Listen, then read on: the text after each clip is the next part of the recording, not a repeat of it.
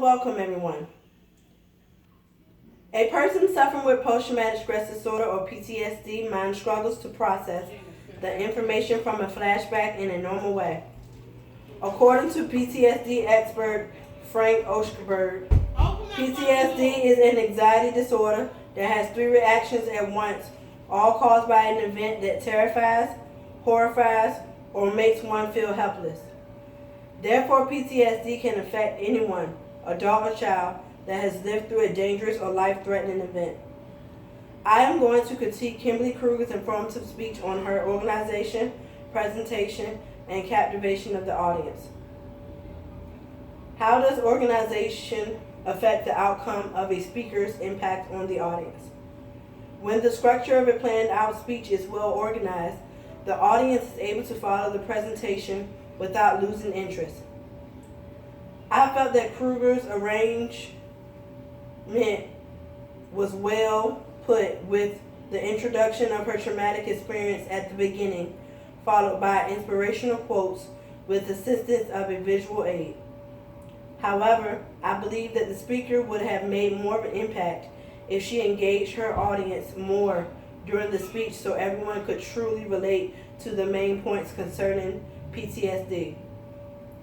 Overall, the speaker's choice to organize her speech in the form of a PowerPoint presentation was very clear and creative. When you picture a great speaker, you envision someone who keeps good eye contact and appropriate tone with the audience, using open gestures that draw everyone in with their confidence and inspiration. Let's begin with discussing the presentation from an audience's point of view. Would you say that the speaker did a good job with her oral and visual presentation? I believe that as a whole, Kruger did a great job luring the audience in with her testimony of how she witnessed a woman being shot directly in front of her as she was walking into a gas station before easing into the informatics on post-traumatic stress disorder. She used direct eye contact and spoke at an even pace despite her jitteriness, with a sincere tone, using open gestures with her hands towards the audience, just to name a few of her strengths in presentation. Despite these wonderful strengths, I also want to suggest a few things to help the speaker excel in public speaking in the future. As a speaker, we should be aware of our audience attention on us at all times and keep our arms away from our bodies to show more confidence. I believe she could have used the stage a little more so that her body would have been visible to everyone instead of getting lost behind the podium. However, the speaker chose a discussion that she managed to portray in a visual presentation that supported her subjective experience on an informative topic called PTSD. To captivate an audience means to keep the audience wanting more throughout its speech. It is the speaker's duty to keep the audience on their toes so that they keep their undivided attention.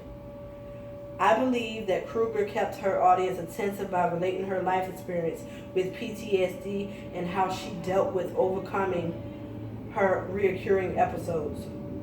To truly captivate, you must put yourself in the shoes of your audience so that they know how you feel about the subject. On the other hand, I feel that she would have kept the audience on the edge of their seats if she would have anchored her speech towards including the audience on any experiences they would have liked to share concerning the matter. Collectively, the oral visual presentation was done with confidence that kept the audience waiting to hear what was so interesting about the anxiety disorder known as post-traumatic stress disorder. To conclude my analysis of Kimberly Kruger's informative speech, I would like to thank her for sharing her testimony of how she overcame and is still overcoming being a victim to PTSD. People like Kruger are real-life victims who have chosen to not let their fears dictate their futures. However, I hope that she has taught everyone that we are never alone. Just look at the result of Kruger and her story.